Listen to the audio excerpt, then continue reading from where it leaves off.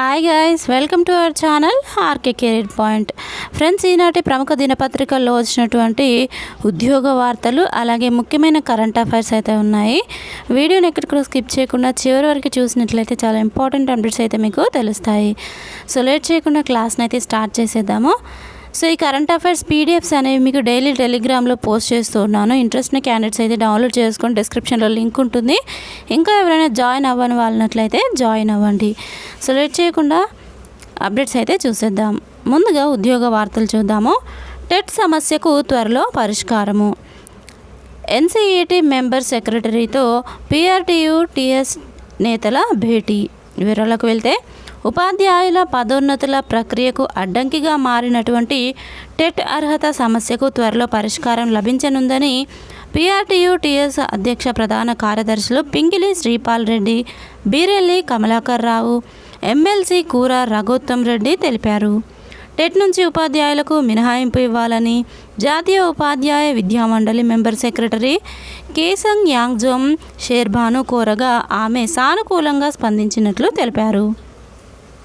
గురువారము PRTU TS నేతలు కేసంగ్ను ఢిల్లీలోని ఆమె కార్యాలయంలో కలిసి వినతి పత్రం అయితే సమర్పించినట్లుగా మనం ఇక్కడ చూడవచ్చు.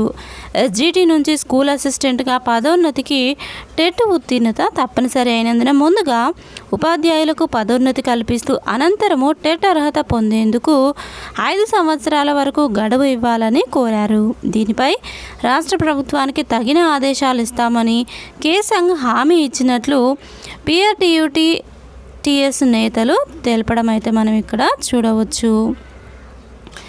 ఇక ఇదే న్యూస్ని పదోన్నతులకు తొలగనున్న టెట్ అడ్డంకి అంటూ మరొక న్యూస్ పేపర్లో ఆర్టికల్ అయితే ఇవ్వడం జరిగింది. నెక్స్ట్ చూద్దాము. టెట్ వాయిదా వేయండి. వరంగల్, నల్గొండ, ఖమ్మం జిల్లాల గ్రాడ్యుయేట్ ఎమ్మెల్సీ ఉప ఎన్నిక ఈ నెల 27న ఉన్నందున టెట్ వాయిదా వేయాలని ఎన్నికల సంఘము విద్యాశాఖకు గురువారం ఆదేశాలు జారీ చేసింది. టెట్ ఈ నెల 20 నుంచి జూన్ 3 వరకు నిర్వహించాలని విద్యాశాఖ నిర్ణయించింది. ఈ నేపథ్యంలో ఈ నెల 26, 27 తేదీల్లో పరీక్షలు నిర్వహించరాదని విద్యాశాఖ నిర్ణయించినట్టు సమాచారం. మిగతా పరీక్షలు యథాతథంగా కొనసాగించాలని నిర్ణయించారు. నెక్స్ట్ చూసినట్లయితే ఎడ్సెట్ దరఖాస్తుల గడువు మే 6వ తేదీ. దరఖాస్తులకు ఈ నెల 6వ తేదీ చివరి తేదీగా EdCET chairman Mahatma Gandhi university vice chancellor Gopal Reddy, convener Mrunalini గురువారం ఒక ప్రకటనలో తెలిపారు. 250 రూపాయల జరిమానాతో ఈ నెల 13లోగా దరఖాస్తు చేసుకోవాలని వారు కోరారు. ఇక నెక్స్ట్ చూసినట్లయితే ఉద్యోగులకు 40% ఫిట్మెంట్ ఇవ్వాలి. పీఆర్సీ కమిటీతో టెస్రా ప్రతినిధుల భేటీ. పెరిగిన ధరలకు అనుగుణంగా ప్రభుత్వ ఉద్యోగులకు 40% ఫిట్మెంట్ వర్తింపజేయాలని వేతన సవరణ కమిటీని తెలంగాణ రెవెన్యూ ఉద్యోగుల సంక్షేమ సంఘము కోరింది. కమిటీ ఆహ్వానం మేరకు గురువారం హైదరాబాద్లోని పీఆర్సీ కార్యాలయంలో టెస్రా అధ్యక్షుడు వంగ రవీందర్, ప్రధాన కార్యదర్శి కె గౌతమ్ కుమార్ నేతృత్వంలోని ప్రతినిధుల బృందము కమిటీతో భేటీ అయింది. కమిటీ చైర్మన్ శివశంకర్, సభ్యులు పాల్గొన్నారు. ఈ సందర్భంగా టెస్రా పలు అంశాలను ప్రస్తావించింది.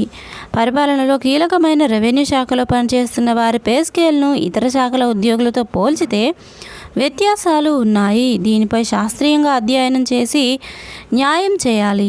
సచివాలయ సెక్షన్ అధికారి కన్నా గ్రూప్ 2తో ఎగ్జిక్యూటివ్ పోస్టుల్లో ఎంపికైన డిప్యూటీ తహసీల్దార్లకు తక్కువ స్కేలు ఉంది. దీన్ని సవరించాలి అంటే ఇక్కడ చర్చించినట్లుగా మనమైతే చూడవచ్చు. చూద్దాము. నేడు దోస్త్ నోటిఫికేషను విడుదల. రాష్ట్రంలోని డిగ్రీ కాలేజీల్లో మొదటి సంవత్సరం ప్రవేశాల కోసం డిగ్రీ ఆన్లైన్ సర్వీస్ తెలంగాణ దోస్త్ నోటిఫికేషను శుక్రవారం విడుదల చేయనున్నట్టు గురువారము రాష్ట్ర ఉన్నత విద్యా మండలి అధికారులు తెలిపారు. ఇందుకు సంబంధించిన ఏర్పాట్లు పూర్తి చేశామని వెల్లడించారు. నెక్స్ట్ చూద్దాం. జూన్ 8న రాష్ట్రీయ ఇండియన్ మిలిటరీ కాలేజీ ప్రవేశ పరీక్ష. జూన్ 1న జరగాల్సిన Rashtriya Indian military college Dehradun ప్రవేశ పరీక్షను జూన్ 8కి వాయిదా వేసినట్టు టీఎస్పీఎస్సీ కార్యదర్శి నవీన్ నికోలస్ తెలిపారు. హాల్ టికెట్లను టీఎస్పీఎస్సీ వెబ్సైట్ ద్వారా డౌన్లోడ్ చేసుకోవాలని సూచించారు. ఇక నెక్స్ట్ చూసినట్లయితే అమెరికా వెళ్లే విద్యార్థులకు త్వరలో వీసా స్లాట్లు. తొలి విడతగా ఈ నెల 2వ వారంలో విడుదల. విద్యార్థి వీసా ఇంటర్వ్యూ స్లాట్లు విడుదల చేసేందుకు అమెరికా ప్రభుత్వము రంగము సిద్ధం చేస్తోంది. దశల వారీగా విడుదల చేయాలని నిర్ణయించింది. ఈ మేరకు స్లాట్లు ఈ నెల 2వ వారం నుంచి ఆగస్టు 2వ వారం వరకు అందుబాటులోకి రానున్నాయి. అమెరికాలో ఫాల్ సీజన్కు సంబంధించిన సెమిస్టర్ ఆగస్టు సెప్టెంబర్ మధ్య ప్రారంభం కానుంది. తెలుగు రాష్ట్రాల నుంచి పెద్ద సంఖ్యలో విద్యార్థులు అమెరికా వెళ్తుంటారు. వీసా, ఇంటర్వ్యూ తేదీల కోసం గత కొంతకాలంగా ఎంతోమంది విద్యార్థులు ఎదురుచూస్తున్నటువంటి నేపథ్యంలో ఈ ప్రకటన వెలువడడం అయితే మనము చూడవచ్చు. ఇక నెక్స్ట్ చూసినట్లయితే మహిళల హాకీ కెప్టెన్గా సలీమా టేటే. వివరాలు చూస్తే గోల్ కీపర్ సవితా పునియా స్థానంలో మిడ్ఫీల్డర్ సలీమా టేటే భారత మహిళల హాకీ కెప్టెన్గా నియమితురాలైంది. FIH pro league Belgium, England అంచెలలో పోటీ పడే 24 మంది సభ్యుల భారత జట్టుకు సలీమా నాయకత్వం వహించనుంది. నవనీత్ కౌర్ ఉపసారథి కెప్టెన్గా నియమితురాలినైనందుకు సంతోషంగా ఉంది. ఇది చాలా పెద్ద బాధ్యత. యువ క్రీడాకారిణులు, అనుభవజ్ఞులతో మా జట్టు బలంగా ఉంది అని సలీమా వ్యాఖ్యానించింది. బెల్జియంలో మ్యాచ్లు మే 22న ఆరంభమై మే 26న ముగుస్తాయి. ఇక నెక్స్ట్ చూద్దాము భారత అమ్మాయిలదే సిరీస్. వివరాలు చూస్తే 3వ T20లో బంగ్లాపై విజయము. బంగ్లాదేశ్తో T20 సిరీస్లో భారత అమ్మాయిలు దూకుడు కొనసాగిస్తున్నారు. మరో 2 మ్యాచ్లు మిగిలి ఉండగానే 5 T20ల సిరీస్ను 3-0తో కైవసం చేసుకున్నారు. గురువారం 3వ T20లో టీమిండియా 7 వికెట్ల తేడాతో ఆతిథ్య జట్టును చిత్తు చేసింది. మొదట బౌలర్లు కట్టుదిట్టంగా బౌలింగ్ చేయడంతో బంగ్లా 20 ఓవర్లలో 8 వికెట్లకు 117 పరుగులే చేయగలిగింది. Opener Dilara Akhtar, top scorer Radha Yadav 2 వికెట్లతో మెరిసింది. ఇన్నింగ్స్ను బంగ్లా మెరుగ్గానే ఆరంభించింది. 1 వికెట్ కోల్పోకుండా పవర్ ప్లేలో 44 పరుగులు చేసింది. కానీ ఆ తర్వాతి ఓవర్లో ముర్షిదా రన్అట్తో పోటీలోకి వచ్చిన భారత్ పట్టు బిగించింది. ఇక నెక్స్ట్ చూద్దాము సైన్స్ అండ్ టెక్నాలజీకి సంబంధించిన కరెంట్ అఫైర్స్ అండి. కొత్త రకం జీవికి చంద్రయాన్ పేరు. భారత్కు అంతర్జాతీయ ఖ్యాతిని తెచ్చిపెట్టినటువంటి చంద్రమండల అన్వేషణ వ్యోమనౌక చంద్రయాన్కు అరుదైన గౌరవం దక్కింది. తమిళనాడు తీరంలో కొత్తగా కనుగొన్న ఒక జీవికి దీని పేరు పెట్టారు. ఈ జీవికి బ్యాటలిప్స్ చంద్రయాని అని నామకరణం చేశారు. ఇది మెరైన్ టార్డిగ్రేడ్ జాతికి చెందింది. కేరళలోని Cochin university of science and technology శాస్త్రవేత్తలు దీన్ని కనుగొన్నారు. ఇది సాధారణ టార్డిగ్రేడ్ల పరిమాణంలోనే ఉంది. దీని పొడవు 0.15 మిల్లీమీటర్లు, వెడల్పు 0.04 మిల్లీమీటర్లు. దీనికి 4 జతల కాళ్ళు ఉన్నాయి. ఈ జాతి జీవులకు సాగర జీవము, తీర ప్రాంత పర్యావరణ వ్యవస్థల్లో కీలక పాత్ర ఉంది. ఈ జీవులను పట్టుకోవడము, శోధించడము చాలా కష్టము. ఇక నెక్స్ట్ చూద్దాము 22.6 కోట్ల కిలోమీటర్ల దూరం నుంచి లేజర్ సందేశము. విజయవంతమైనటువంటి నాసా ప్రయోగము.